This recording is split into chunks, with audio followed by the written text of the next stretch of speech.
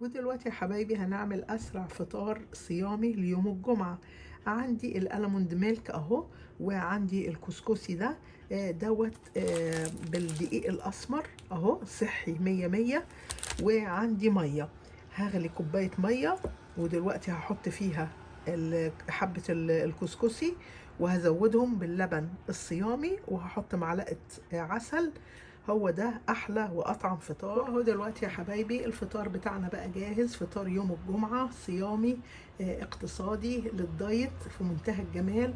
الكسكسي عملناه باللبن الألموند ميلك اهو، وعليه رشة عسل نحل. ولو عندك مكسرات، عندك سوداني، بتاخدي كام حباية مع حتة فاكهة اللي موجودة عندك. عندي أناناس هم قطعتين، وبألف هنا.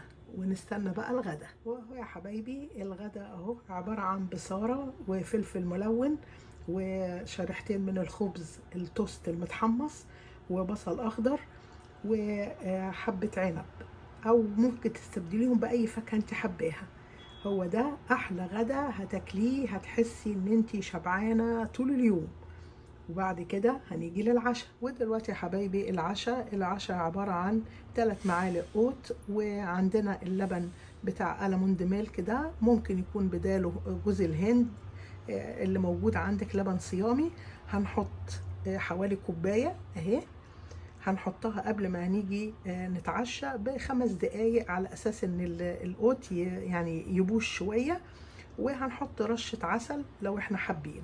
والفاكهة عندي 4 ثمرات فراولة، ممكن برضو تستبدليهم بأي فاكهة انت بتحبيها.